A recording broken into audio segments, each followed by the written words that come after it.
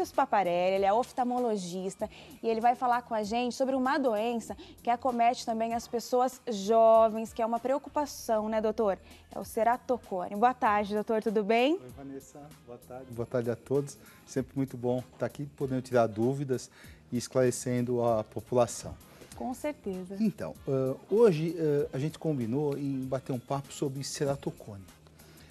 O ceratocone é uma doença que acomete principalmente uma parcela mais jovem da população e, portanto, indiretamente acaba afligindo uma camada grande das pessoas, porque esse jovem tem uma família e essa família vai se preocupar muito sobre esse problema. Então, existem muitos estigmas, muitos preconceitos, muitos mistérios. E a ideia é a gente poder esclarecer um pouco mais sobre isso. O que é o ceratocone? Como diz o nome, cerato quer dizer córnea, cone seria algo encurvado. Então, a córnea, que é a estrutura anterior da visão, então aqui eu trouxe dois exemplos, Vanessa. Um olho, essa estrutura anterior. Se o senhor quiser pegar na mão, doutor, pode pegar. Então, aqui, ó. Vamos lá. Vamos começar com o olho normal, de estrutura normal. Então, olhando o olho de perfil, essa imagem está ótima. A gente percebe que essa parte transparente, ela tem uma curva regular, simétrica, homogênea. Quem usa lente de contato gelatinosa, principalmente, manipula a córnea, ela tem um aspecto semelhante. Ela é como se fosse uma conchinha. Para que a gente possa enxergar bem, todas as estruturas do olho têm que estar de acordo. E a córnea é a primeira camada por onde a luz passa. No ceratocone, o que acontece? Essa camada que é regular, ela vai se tornando, a córnea se torna mais amolecida e ela vai ficando bicuda. A pressão do olho interna normal vai fazendo com que ela tenha distorções. No começo, essas distorções, vamos trocar aqui a córnea, o olho, e vai, como esse olho, outro olho aqui, que eu trouxe aqui na lateral,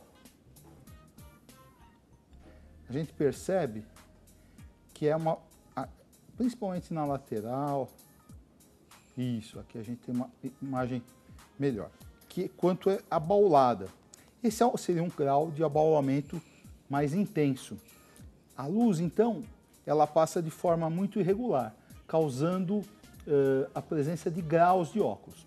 Nas fases iniciais, Vanessa, o portador de ceratocone, ele chega no consultório, normalmente uma criança, um adolescente de 15 anos, a partir disso, principalmente, com queixas normais de óculos. Eu estou com uma dificuldade visual, eu estou com um distúrbiozinho na sala Esses são os sintomas, doutor? São sintomas os mais, assim, genéricos possíveis. E normalmente o médico acaba suspeitando disso quando ele, após o exame desse jovem, ele percebe que a visão, mesmo com o grauzinho prescrito, ela não chega àquele 100% absoluto. E tem alguns sinais indiretos também que se mostram durante o exame, que o médico pode perceber, que ele pode não ter certeza nas fases iniciais, mas ele pode desconfiar. E o ceratocone tem essa característica, ele é potencialmente evolutivo. Ele é potencialmente evolutivo. Então, o jovem, normalmente ele vem em uma primeira consulta, às vezes até o oftalmologista não percebe nada, passa o grau, depois ele volta num período mais curto, fala, oh, acho que piorou muito rápido. E a gente mede e percebe também sempre esse sinal que a visão não chega àquele 100%. Quando existe a dúvida, e é possível se lançar mão de exames subsidiários, exames que vão avaliar melhor essa curvatura da córnea, não só nesses estágios extremos, como a gente conversou, mas estágios iniciais, que a gente não consegue perceber a olho nu essa diferença grandiosa. Então são exames como topografia de córnea, principalmente. Existem variações desses exames com nomes comerciais que não tem sentido a gente conversar sobre os diferentes exames. Mas é importante saber que existem formas de se diagnosticar um ceratocone em uma fase inicial, incipiente. Por quê? O ceratocone, até alguns anos atrás, era uma doença que a gente chegava para o paciente e falava assim, olha, você tem ceratocone. Esse ceratocone pode possivelmente vir a evoluir nos próximos anos, até uns 35, 40 anos de idade, E a minha obrigação é oferecer a melhor visão possível. Então, a estratégia do médico então ele prescreve o óculos. Quando o ceratocone avançava, ou avança ainda, de forma mais intensa, a gente parte para uma correção com lentes de contato, lentes especiais, lentes rígidas. Algumas lentes de contato gelatinosas especiais também podem oferecer uma boa melhora da visão. Mas isso não interrompe, Vanessa, a progressão da patologia. Então, se essa patologia está tendo uma tendência a evoluir, ela vai continuar evoluindo. Então, assim, tudo bem, você oferece qualidade de vida para o seu paciente. E a gente lembra que 10% desses pacientes que têm ceratocone podem ter uma evolução tão intensa que a córnea fica tão distorcida.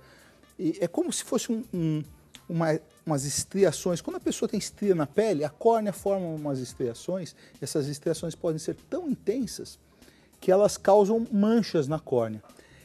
E 10% dos portadores de ceratocone, em média, isso é uma estatística mundial, vão precisar de transplantes de córnea. É a principal causa de transplante de córnea no mundo. Porque se não fizer o transplante, doutor, ela evolui. É só o transplante? Não, o transplante a gente só usa, Vanessa, naqueles casos extremos. Nos 10% piores casos que a gente tem. Então a pessoa evoluiu de forma tão grande, ela não tem visão boa com lente de contato, não tem visão boa com óculos. Com óculos, então precisa. E aí não realmente ela tem uma córnea machucada, ela tem uma córnea com opacidades. Então aí nesses 10% vão evoluir. Mas felizmente surgiram na Europa há mais de 10 anos, aqui no Brasil há mais ou menos uns 5 anos, isso por questões de legislação, que era a grande angústia dos pacientes. A gente falava assim, ó, você tem uma doença, essa doença pode evoluir. Mas e agora, doutor, o que eu faço para ela não evoluir? Não tinha nada que a gente podia fazer. A gente podia falar, olha, vamos aguardar, cada um na sua fé, né? Mas isso poderia ter uma evolução. Vamos acompanhar frequentemente. Então, imagina a angústia que causa para os familiares. Há mais ou menos uns 5 anos aqui no Brasil, como eu falei, e no exterior, principalmente na Europa há uns 10 anos, se faz um tratamento, isso, volto a ressaltar, para casos específicos, tem que ser analisado pelo médico, de forma clara. Profissional, né? Profissional. A gente está falando de uma forma muito geral, mas esse tratamento ele tem que ser algo muito específico para aquele indivíduo. Que é um tratamento que você chama tratamento do colágeno crosslink. Você consegue firmar, aumentar a resistência dessa estrutura da córnea, principalmente nas fases iniciais, para que esse ceratocone não avance, para que ele não distorça a córnea. Então, eu brinco com os pacientes. Falei, a gente descobriu que você tem um ceratoconezinho. Pena. Pequenininho. E esse ceratoconezinho está mostrando sinais no dia a dia, no passar de 6 meses, 1 ano, porque normalmente ele é de evolução lenta. Ele está mostrando sinais que ele está avançando. Eu falo assim, é melhor a gente continuar com o ceratoconezinho, a gente pode, em casos específicos, fazer esse tratamento, ele vai bloquear o avanço, ele não vai curar o ceratocone, ele vai congelar. Então ele vai parar do jeito que ele está, do que ter um ceratoconizão e eventualmente cair, infelizmente, nesses 10%. O transplante de córnea é um tratamento eficiente, mas a córnea da gente é a melhor córnea antes de mais nada, né? Antes de uma córnea doada e todos os problemas que uma cirurgia de grande porte podem causar. Essa doença, doutor, ela pode causar cegueira na pessoa ou não? Ela pode causar limitações da acuidade visual muito severa, que a pessoa legalmente tem uma visão classificada como cegueira. Ela pode ter uma visão de vultos, em intensidade muito grande. Realmente é um fator limitador. Então, às vezes a gente pega pessoas com a dificuldade visual muito intensa, 10% da visão, 5% da visão, até com óculos e lente de contato. Então, isso causa uma limitação. A pessoa não consegue tirar uma habilitação, tem limitações profissionais. Então, é um problema de saúde pública muito, muito, muito importante. Um ponto que eu gostaria de lembrar, Estava conversando até aqui nos bastidores com o pessoal já sobre o assunto, é sempre gostoso. Existem, o ceratocone, não se tem certo, com certeza absoluta, da causa do ceratocone, mas se sabe que provavelmente ele é de origem genética. Mas não se conseguiu descobrir exatamente como ele é transmitido para os seus herdeiros. Então a gente sabe que filhos de pessoas com ceratocone ou famílias que têm ceratocone têm um maior risco de desenvolver ceratocone.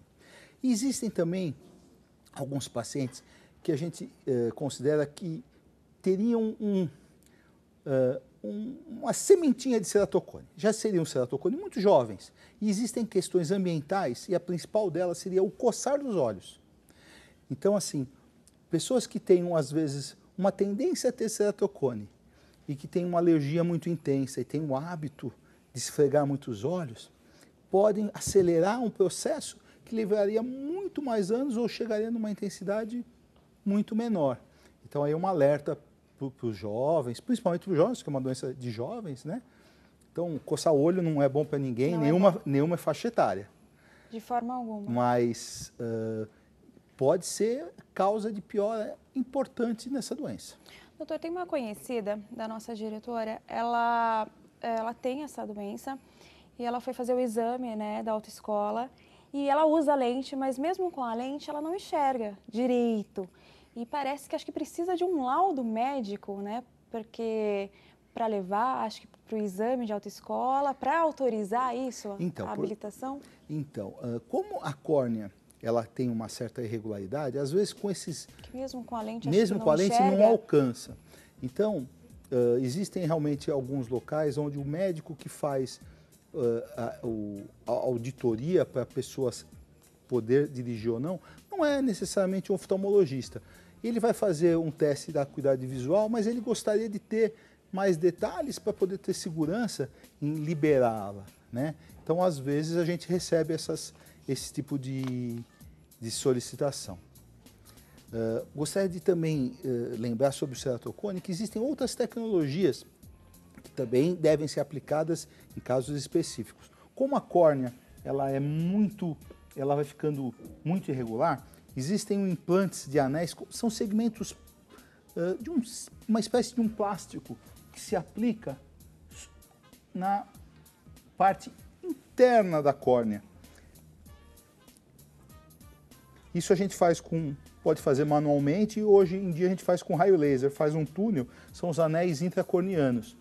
E esse anel intracorniano, a córnea que está ficando protusa, ela retrai e melhora a regularidade. Provavelmente vai precisar continuar a usar lente, provavelmente vai precisar usar óculos, mas essa distorção, essa irregularidade tende a diminuir bastante. Muito bom, doutor Cássio, adorei. É sempre bom, né? Sempre importante a gente trazer assuntos assim sobre saúde para tirar as dúvidas da população, porque às vezes a gente tem algum sintoma, alguma coisa e a gente fica meio sem saber, até o profissional, né? Quem procurar. A gente fica meio preocupado. Muito obrigada, Muito bem, viu, Vanessa, por esclarecer essas dúvidas.